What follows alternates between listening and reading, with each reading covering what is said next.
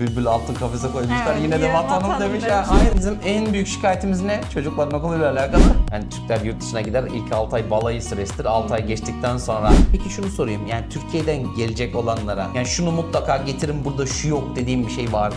Ömer'in okulunda Türk bayrağı. Okulun kapısında Arjantin bayrağı var. Yanında da Türk bayrağı var değil mi? Evet. Ya hatta dışarıda eline para tutuşturuyorlar. Garibana acıyorlar. Olumsuzlukları yaşadık bu arada. Şikayet ettiler değil mi? Bayağı huzursuz olduk aslında. Biz gözü Farklı bir kapalı şekilde çıkıyor. Çünkü çıkıyor. burada anadan üryan, Evet, herkes bir yerde yem arayan tavuk gibi değil mi? sürekli böyle. Hoşuma getiriyor ama.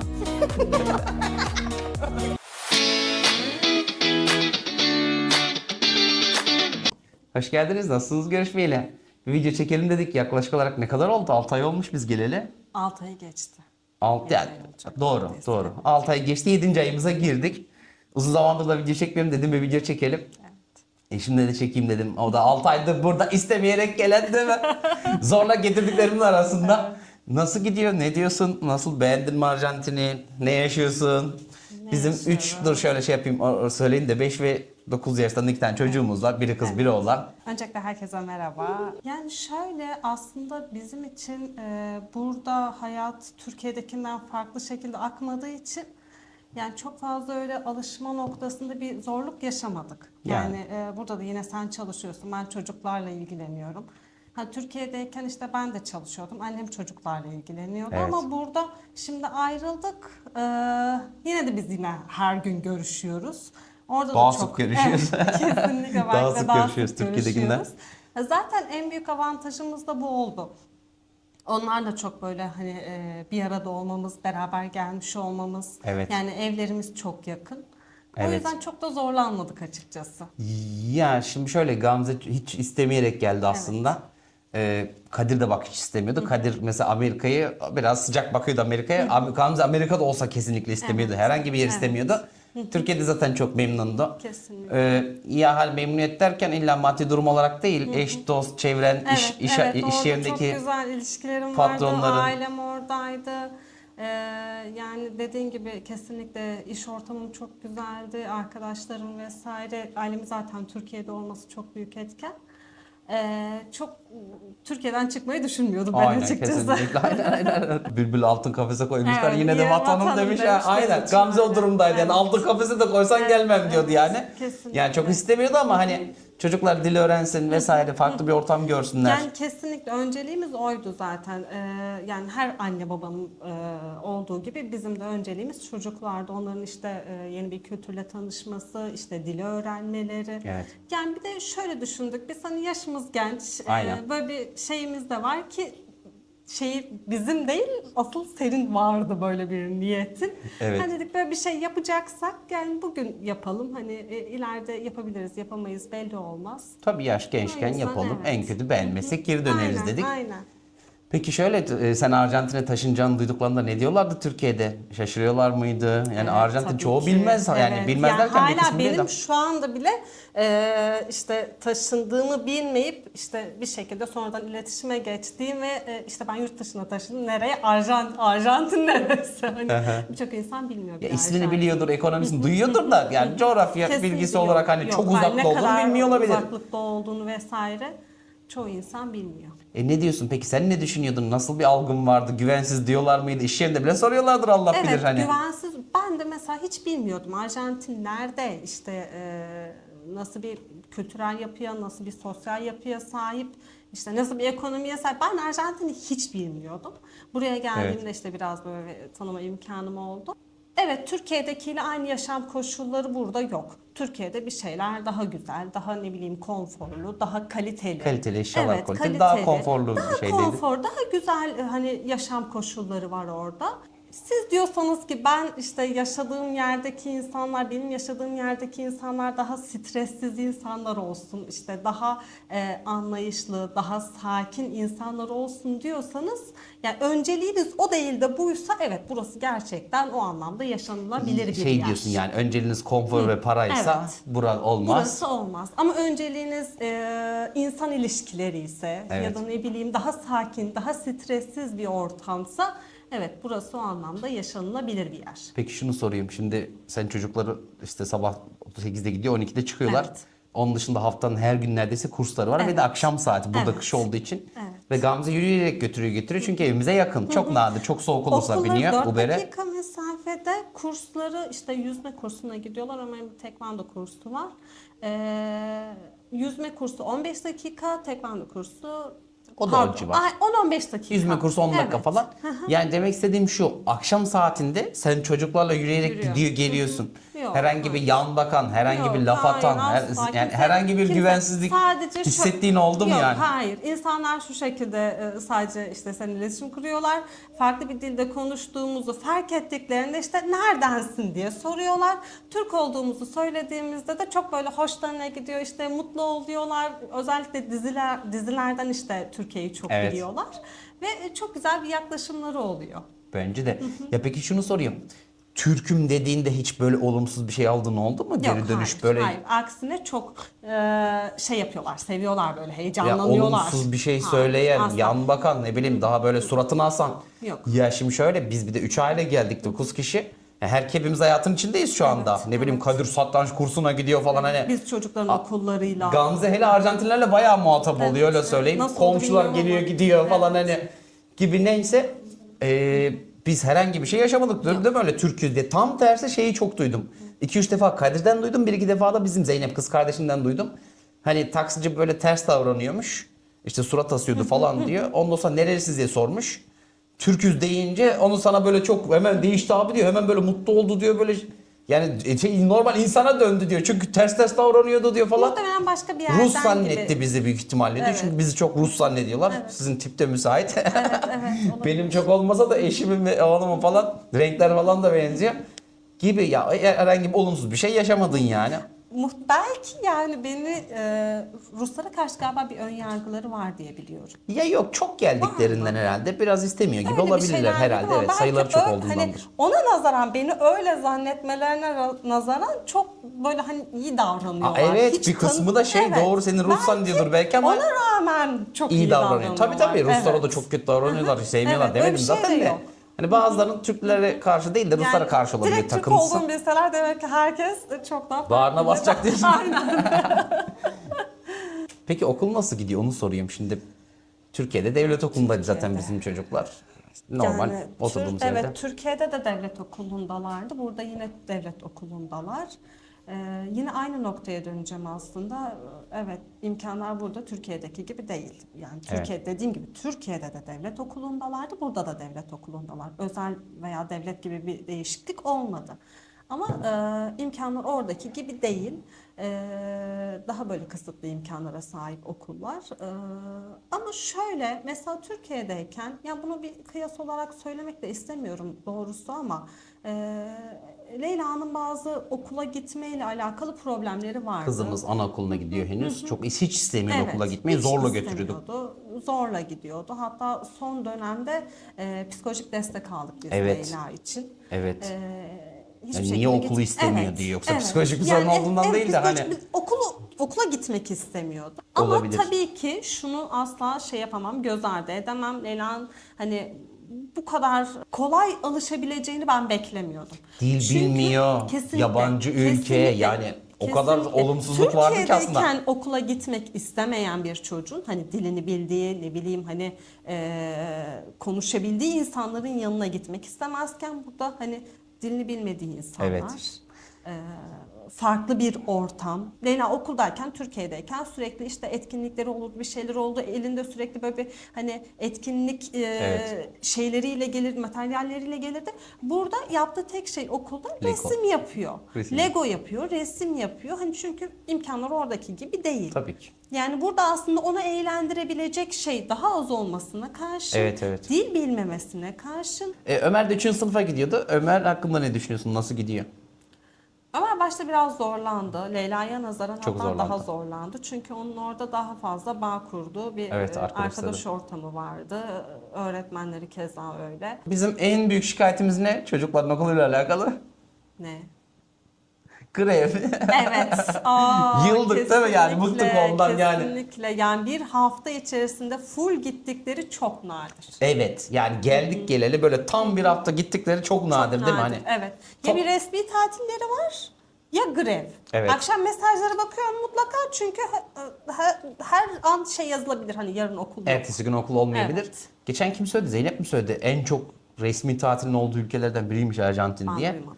Onu söyledi. Bir de ekstradan Olabilir. grevleri olunca bir ondan yorulduk değil mi? Evet. Hani onun dışında da Evet.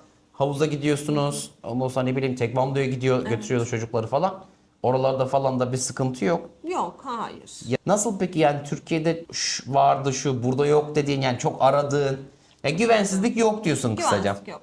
Ki- Şey yapalım. Şöyle, evet evsizler çok fazla. Evet. Ne bileyim binanın önünde mesela çöp konteyneri var. Her an orada birileri oluyor. Çöpten insanlar hani Evsiz derken Şeyler. sokakta yatan biri görmüyoruz da değil mi? yok çöp Ya durumu aynen. kötü diyelim. Üstü Evet. başı kötü. Evet, Yoksa evet. evsiz derken ben sokakta yatan görmedim Yok, burada. hayır, Buenos hayır. Aires'te var merkezde. Evet, Sen görmedin yok. onu.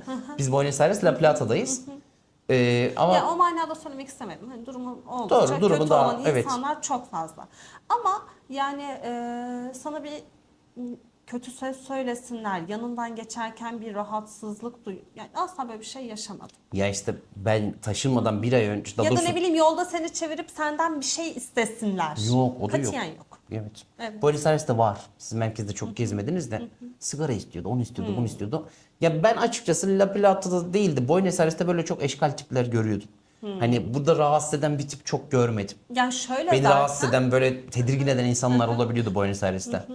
Benim zaten konuşmalarımın tamamı yaşadığımız bölge La Plata için, tabii Çünkü ki. hani bizim çok fazla öyle gezme, diğer özellikle benim yani Evet. başka yerleri keşfetme gibi bir imkanım olmadı. Hani başka yerleri şu an şey yapamam hani bir Ya geleli 6 ay Dahil oldu edemem. zaten. Geldik yerleştik demesi zaten 3-4 ay sürdü. Evet diyorum ya sana o yüzden bizim şey olmadı hani böyle bir geldik şimdi burada ne yapacağız Yani gibi daha bir yeni yeni gözümüz düşüncemiz açıldı. olamadı hiçbir zaman. Çünkü hep böyle bir koşturmaca içerisinde Peki geçti. sana şunu sorayım. Şimdi şey diyorlar ya. Hani Türkler yurt dışına gider ilk 6 ay balayı süresidir. 6 ay geçtikten sonra Yok. şeyle tanışmaya başlar diye. Biz öyle bir şey yaşadık mı? Ya Ha, yok hayır, Arkadaş- hayır hiç yaşamadık. Çünkü geldiğimizde de zaten şey olma wow burasıymış böyle demedik hiçbir zaman. Evet. Çünkü yani Türkiye'de çok güzel. Evet. Hani ya Türkiye'de demeyeyim Türkiye zaten hani çok güzel. Evet. O yüzden hiçbir zaman şey olmadı. Wow burası da neymiş mükemmelmiş işte. gibi ya bir hani şey. bizim öyle Aa. balayı bitti dönemi gibi Yok, bir şey olmadı yok. değil mi? Tam tersi inanılmaz beklentileri düşüktü Arjantin'le ilgili.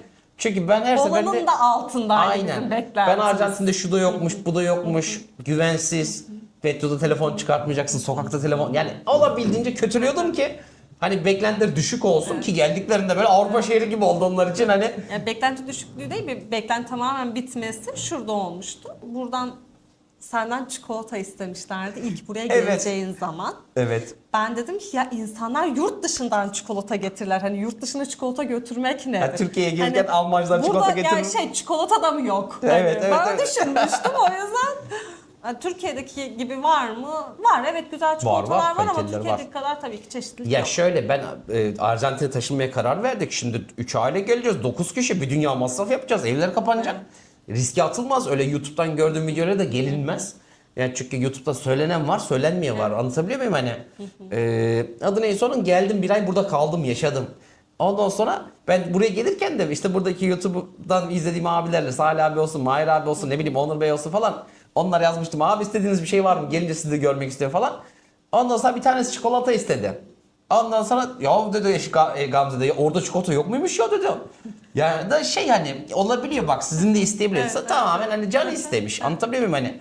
Yani şaşırdığımız oydu sadece yoksa burada da çikolata var. Var. Gayet de Evet. kaliteliler, Güzel güzeller de var. çikolatalar var. Yani istediğimiz her şeyi bulabiliyoruz aslında ama hani ne bileyim Türkiye'deki bir tatlıyı, bir bisküviyi canın isteyebiliyor arada. Kesinlikle. Ya kardeşim Kadir valizin dibinde ikram bulmuş böyle maden bulmuş gibi getirmişti değil mi? Senin için Hani, saklamış aynen falan. öyle, benim için saklamış falan Sen gibi. söylesin. Ya güvenlik anlamında herhangi bir hiçbir sıkıntı yaşamadım Evet, diyorsun ki evet, dediğim yok, gibi hayır. tekrar söylüyorum. Gamze akşam vakti çocukları kursa götürüyor, getiriyor. Sokaklarda 100 kişi oluyor mu? Ara sokaklardan gidip geliyorsun. Yok, Sokakta hayır. bir siz varsınız Aksine genelde çok değil mi? sakin. Issız yani aslına Sakin. bakarsan. Allah şükür yani o açıdan güvenlik açısından bir olumsuzluk yaşamadık çok şükür. Dediğim gibi hepimiz de hayatın içindeyiz. Hatta ve hatta yani biz bu salaklıkla iyi hayatta kalıyoruz. Bunu anlatacak mıyız?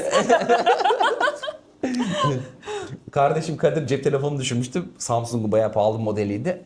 Buldular, geri verdiler. Bizimki de cüzdan dağıtıyor sokakta. Anlat söyle hadi. Anlatayım mı? Ya o da şöyle oldu. Ben sabah işte çocukları götürürken çanta almıyorum yanıma. İşte cüzdanımı, telefonumu, anahtarları ceplerime koyup montumun cebine o şekilde çıkıyorum. Çok yakın çünkü. Evet. Ondan sonra çocukları bıraktım, eve dönüyorum. Hemen bizim evin binanın köşesinde, binaya dönen köşede bir tane böyle amca bana doğru bakıyor. Hani Yaşlı bir binaya amca. dönecek o köşeden.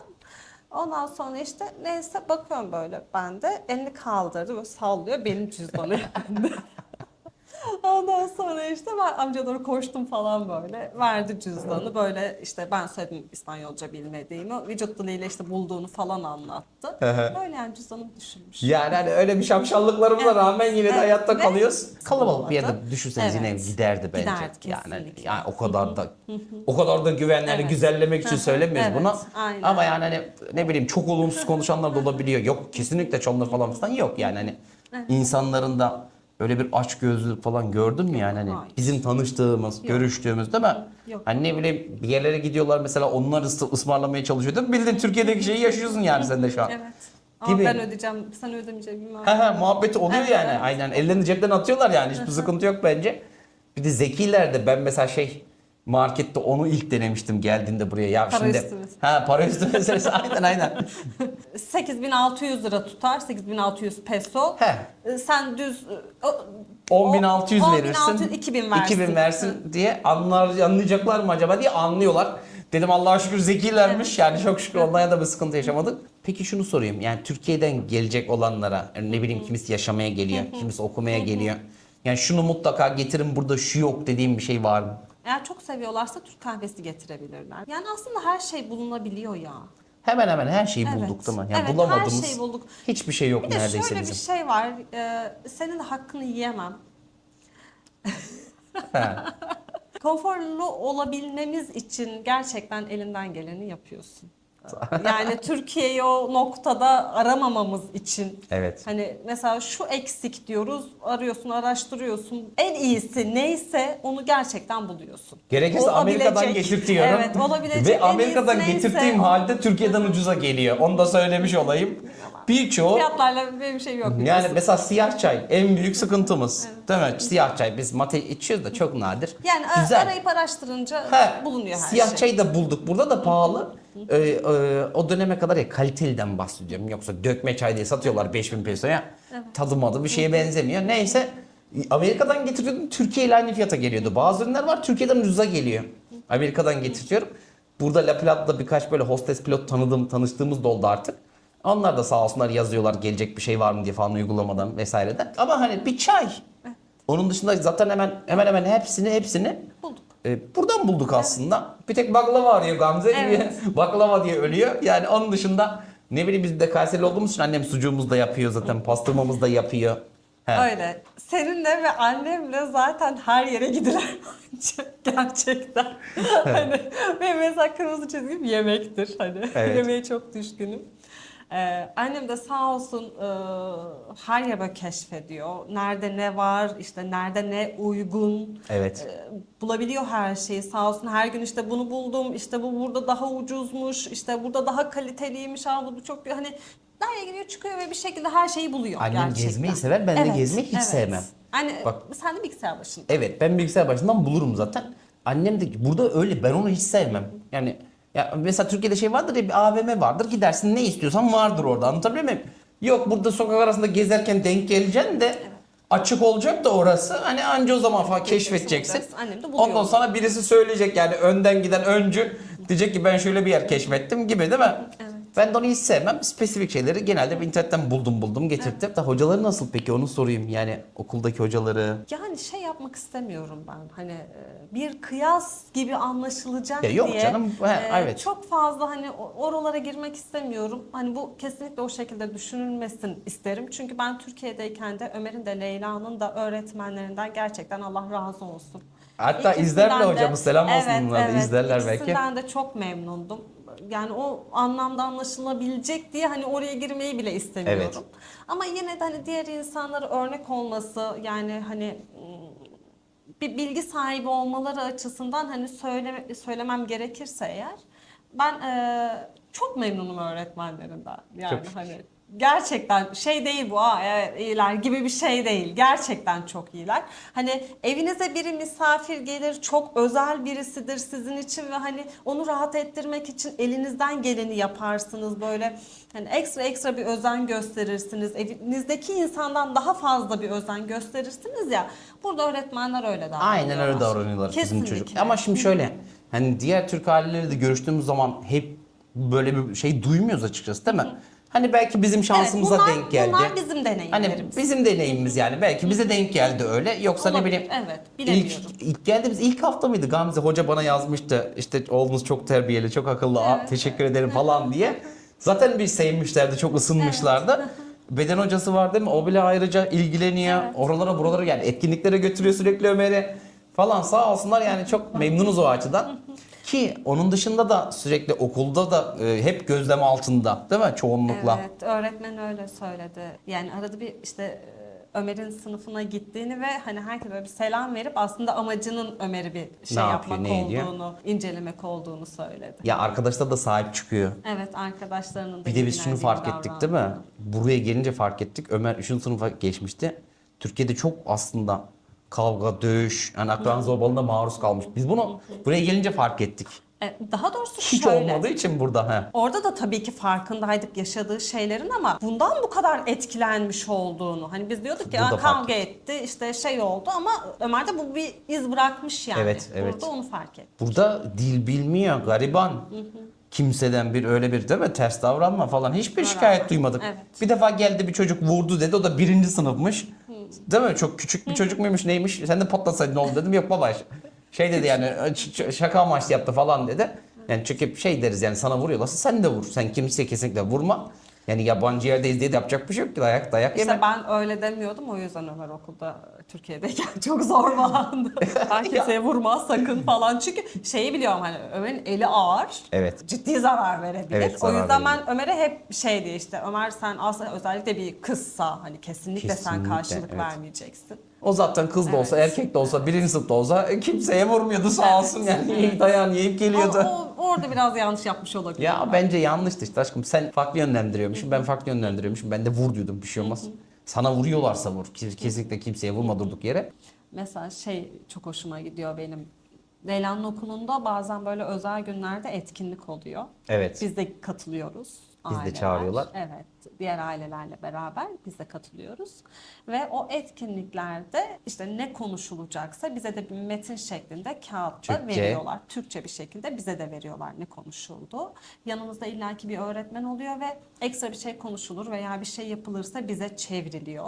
Uygulama Ya üzerinden. son gittiğimiz etkinlikte Gamze'nin yanında bir öğretmen, benim yanımda bir öğretmen. Bir şey konuşulduğu zaman çevirip Bize bize de gösteriyorlardı. çeviriyorlar. Yani hani bilemiyorum ya, biz Türkiye'de bu kadar özel ilgi, özel okula yollasak bence bu ilgi olmazdı bence ya. Neyse mesela o özel gün, atıyorum bayrak günü. Evet. Mesela küçük böyle etkinlik yapıyorlar, işte bayraklar falan yapılıyor. Bize de Türkiye'nin renkleri veriliyor. Biz de Türk bayrağı yapıyoruz ya da ne bileyim işte bir bayrakları falan asılmış oluyor duvara. Bizim de işte bayrakla ilgili bir şeyler yazılıyor. Bizim de bayrağımız asılmış ve bizim de bayrağımızla alakalı bir şeyler Bir yazılmış tanecik, oluyor. bir tanecik Bir aslında. tane Türk. Bir tane Türk var. Evet. Ömer'in okulunda bir özel günleri vardı. İşte Ömer iyi hissetsin diye değil mi? O da mutlu olsun diye Türk bayrağı, okulun kapısında Arjantin bayrağı var. Yanında da Türk bayrağı var değil mi? Evet. Yani ve hala duruyor. Kaç ay oldu? Sağ olsunlar. Yani- Hatta o dönem öğretmen son teneffüs zillerinde son teneffüs zilinde bir gün şey yapayım demişti değil mi? Hani Türkçe bir şarkı ver de yollayın da onu çalayım, mutlu olsun hani demişti. He. Ve işte o özel gün artık her neyse bizim de ülkemizi bağdaştırarak Evet, evet. onunla ilgili bir şey söyleniyor, bir şey yapılıyor. Hani bir orada Türkiye'de geçiyor yani. Son gittiğimiz etkinlikte bu bağımsızlık, özgürlük günüydü. Bence oraya katıldığımızda da bence hocalar daha da değişti. Leyla'nın hocası tam Leyla'yla arası iyiydi ama bizde normaldi ilişkisi. Biz hani onların etkinliğini kutlamaya gitmişiz gibi oldu ya, kadın şu an böyle çok değişti. Çok mutlu, güler yüzlü bana karşı da, anlatabiliyor muyum hani? Bize karşı da bence böyle bir değişti. Hani onların şeyini kutluyor sonuçta. Ki orada bile değil mi hani özgürlük ne demek Türkçe? Geldi onu soruyor müdür, yetkili Yani neyse. Türkçe nasıl söyleniyor özgürlük Onu diye ezberledi, sordu. gitti. Onu ezberledi. Orada ve- anons ediyor Hı, değil mi? orada Bizi anons işaret etti, etti. Türkler var aramızda falan. Millet böyle bakıyor falan. İlginç yani. Güzel. İnsanlar nasıl peki? İnsanlarla ilişkin nasıl? Gamze yani bizim ailede en çok Arjantinlerle muhatap olan, komşu oturmaya geliyor gidiyor avukat. Ondan sonra velilerle çok tanışıyor. Hatta dışarıda eline para tutuşturuyorlar. Garibana acıyorlar. Öyle değil ya. O da şöyle. Nasıl gariban görünüyorsa dışarıdan eline para Ya ben de tutuşturuyorlar. onu düşünüyorum. Şeydeydik aslında. Yüzme havuzundaydık. Evet. Yani ne kadar gariban olabilir ki çocuğu paralı bir yüzme havuzu. Diyor ya, ben onun şakasını söylüyorum hani. Ben de o şekilde karşılık veriyorum. İşte çocukları havuza götürüyorum dediğim gibi. Orada Ömer'in grubunda bir çocuğun annesiyle soyunma odasında tanıştık. İşte kadına biraz böyle konuştuk falan. Sonrasında işte numarasını verdi ve bana şey dedi. Yani dedi hani bir şeye ihtiyacın olursa, paraya ihtiyacın olursa hani bana haber ver Evet. dedi. Yani orada hani çok sağ olsun ama ya o şey beni gariban gördüğü için sana düşünmüyorum çünkü dediğim gibi hani çocuğu havuza götürmüşüm paralı bir Yok yok havuza. tabii ki canım, yani özel kursa götürüyorsun. Ben onun Evet. şakasına söylüyorum. Ben de şimdi Gamze'yle dalga geçiyorum. Dışarıya gidip geldiği zaman eline para tutuşturan oldu mu diyorum yani. Halini acıyıp da para veren oldu mu diyorum. Hani takılıyorum şimdi gidip geldikçe. Ama şey zaten yani tabii ki hani seni çok böyle tınlamayan hani oralı olmayan insanlar da var. Yok değil mi? Bu her yerde var. Ama geneline baktığım zaman kimle tanışsam, kimle konuşsam hani bir telefon numarasını veriyor ve ardına şey diyor hani bir şeye ihtiyacın olursa haber ver. Evet. Bunu evet çoğunluğu bu şekilde yapıyor. Bizim binada birinin camı düşmüştü. Çok inanılmaz fırtına vardı. Hemen yan komşu yazmış değil mi? Yazdım. Bir ihtiyacınız var mı? Sizin Sizinle. camınız mı kırıldı? Yardım edebileceğim bir şey var mı falan. Yani ilginç geliyor yani hani. Evet. Yan kadar komşumuz sahip çok çıkmaları. tatlı. İşte Evet. bir kadın ve kızı beraber yaşıyorlar. Olumsuzluklarda yaşadık bu arada. Şikayet ettiler değil mi? Evet. Gürültü oluyor diye yan Olumsuz- komşumuz. evet, Yan komşu derken sağ yanımızdaki komşu, sol yanımızdaki iyi. Sağ yanımızdaki komşu ya konuşuyor sabah, ona şikayet, yani bayağı huzursuz olduk aslında biz değil mi? İlk geldiğimiz zaman Çok gerilmiş. bina yönetimine şikayet ediyor falan. Yani sabah konuşuyoruz, ne yapıyor olabiliriz? Yani çocuklar okula hazırlanıyor. Ömer kıyafetini giy, Leyla ne bileyim yemeğini ye gibidir, hani ne konuşuyor olabilir? Ondan sonra çok şükür gitti. Yani dayanamadı gitti. Yapacak bir şey yok dedik çünkü yapacak hiçbir şey yok gerçekten. Ne yapacağım, sabah konuşmayacağız mı? Gibi yani, hep olumlu da değil yani. Yaşadığımız olumsuzlukta bu vardır. Var mı başka böyle hatırladığın? İşte onu soracağım. Olumsuzluk. Olumsuzluklar değil Evet. bence. Olumsuz bir tane bir o kadınla problem. Ya onun dışında yaşadık. herhangi bir olumsuzluk Yok. yaşamadık diye hatırlıyorum ya. Yaşamadık. Ama diyorum ya bunların hepsi zaten şey buraya güzelleme olarak kimse düşünmesin. Bunlar bizim deneyimlerimiz. Hani başkaları Evet. başka şeyler yaşıyordur. Ki benim zaten hani bir video çekmeye çok böyle bir sıcak bakmıyordum Hı hı. biliyorsun. Çünkü insanların bunu şey almasını, referans almasını çok fazla istemem. Aşkım sen deneyimini söylersin. Evet. İnsanlar ona göre ortalamasını alır. Evet. Yani burada birkaç Türk aile var. Onlar da sağ olsunlar geldiğimizden beri her ihtiyacımızla yetiştiler. Böyle Evet. Allah yardımcı razı olsun. oldular. Onların da desteğini burada göz ardı edemeyiz. Yok kesinlikle yani. O mutlu ediyor ya. Evet. Hani ama bir de biz şeyiz zaten biliyorsun. Bazen yorumlarda şey yapıyorlar. Bizim videoda değil de başka bir buradaki Arjantin'de yaşayan birinin yorumunda, tam hatırlamıyorum. Salih abinin videosu muydu neydi? Alta bir şey yazmış. Ya Türkler böyle hemen kaynaştılar, ondan sonra 2 gün sonra dövüşürler falan diye. Biz zaten hani çok sık görüşmeyiz değil mi kimseyle? Evet, yok. Ki ya biz kendi içimizde bile ben sinirlenirim. Yani böyle ne bileyim 3 gündür arda arda görüşüyorsak annemgille falan değil mi? Kadirgille falan, ya Yoğunuz. yeter bir dinlenelim diye. Ki hani zaten yoğunluğumuz var. Onlar bize geliyor, biz onlara gidiyoruz falan, bir yoğunluğumuz oluyor. Ama onların varlıkları bile yetiyor açıkçası. Hani arada onları da çağırıyoruz tabii ki. Hani ne bileyim 2 haftada bir, ayda bir çağırıyoruz, mutlaka görüşüyoruz falan.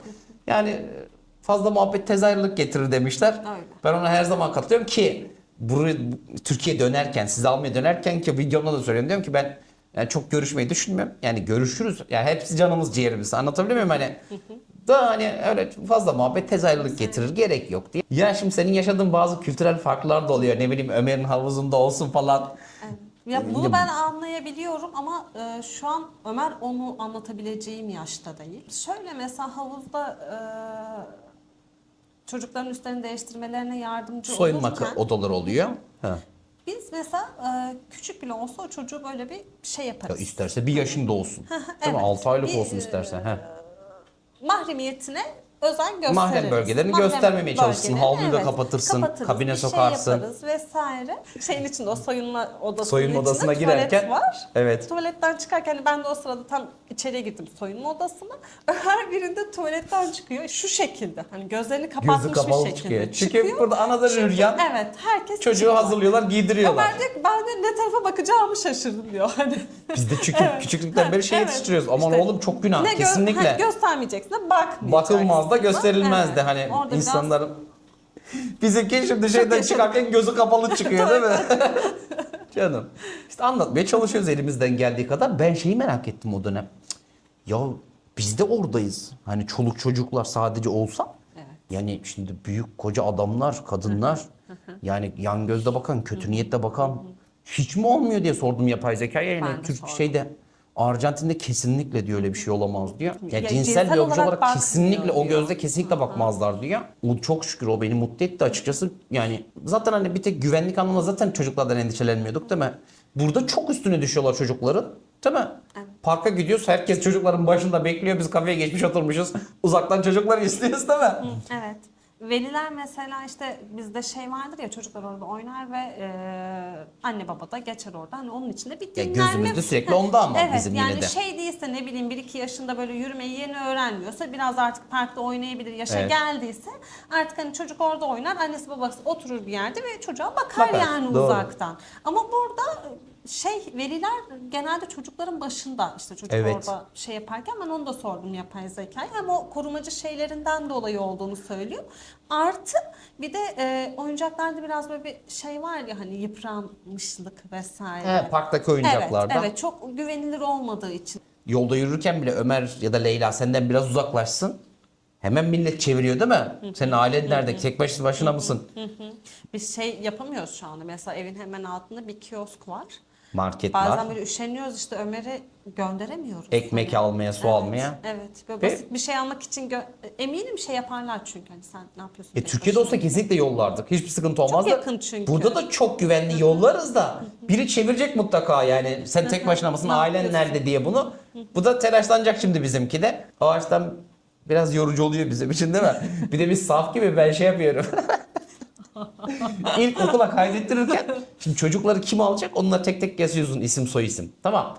Ömer'e yazdım. Bizde işte annem, kız kardeşim, erkek kardeşim, gelinimiz, eşim ben alabiliriz Ömer'i diye.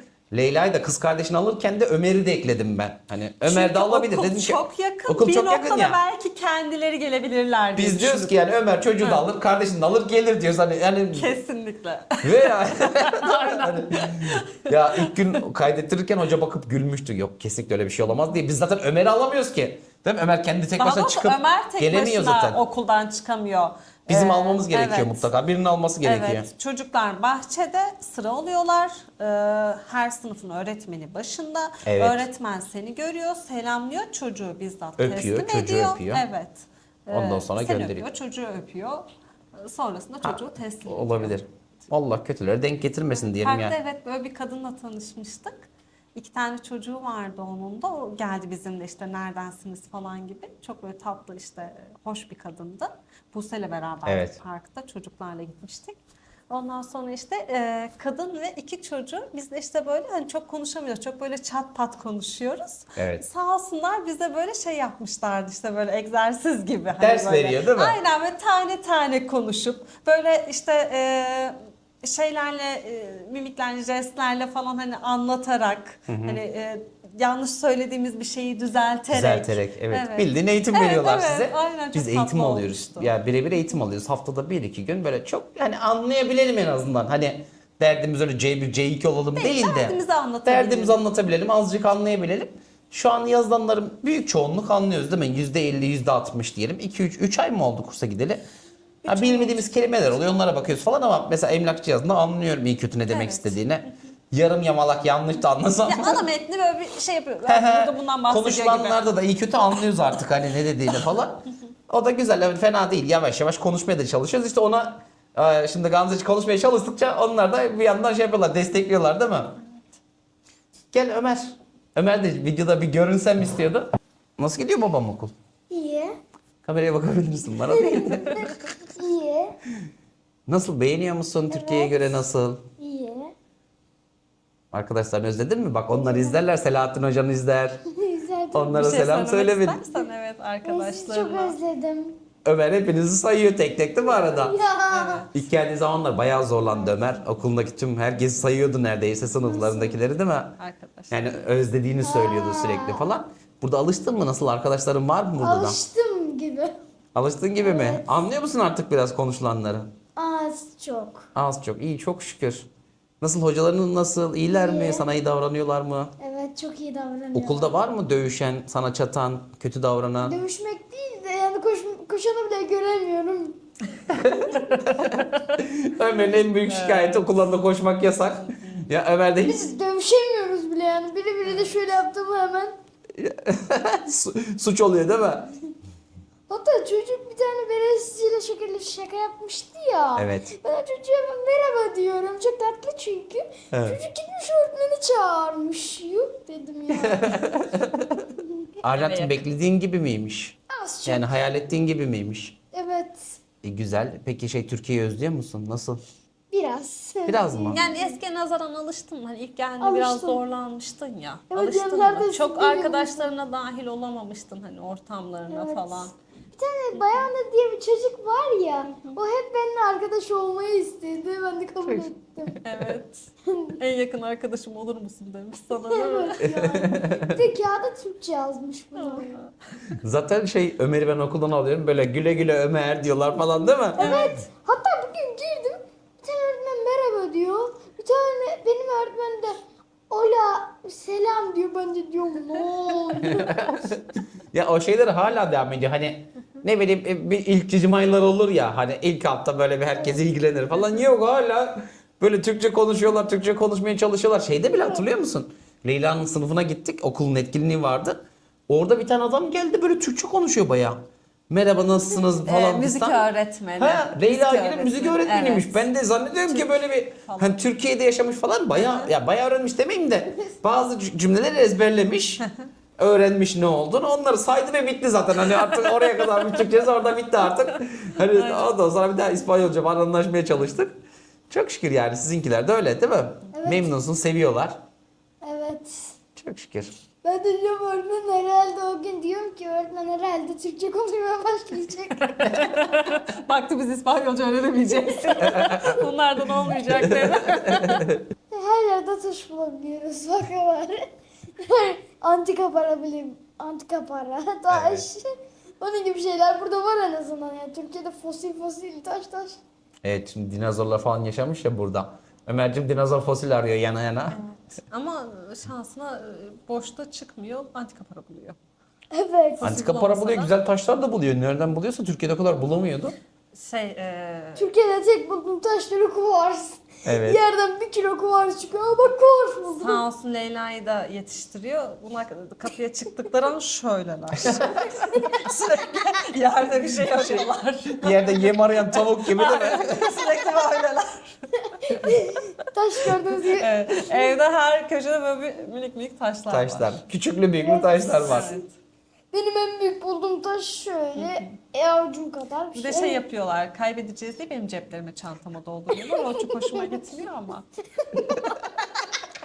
Neyse genel olarak burada toparlayalım. Yani gelmek isteyenler oluyor, ailelerimizden merak edenler oluyor, eş dost tanıdıklarımızdan çok soranlar oluyor, öğrencilerinden soranlar oluyor.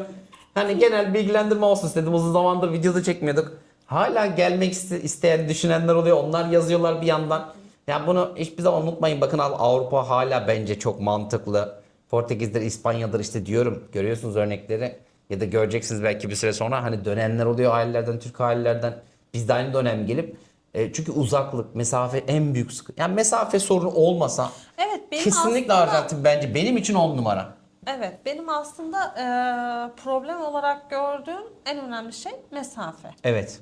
Onun dışında yani yaşanamaz, mükemmel bir yer mi değil. Eğer Ama komşu ülkemiz olsaydı yine herhalde çitte buluşurduk. gidebilecek olsaydık Ha. evet. Yaşanamaz bir yer mi? Değil. Ama Evet. çok mükemmel bir yer mi? O da değil. Yani yaşanabilir ama harika bir yerde değil burası. Ya aşkım şöyle, stres anlamında ben daha huzurluyum açıkçası. İnsanlar daha sakinler. Yani tek sorun hırsızlık olsun ya ki onu bile çok şükür hiç yaşamadık.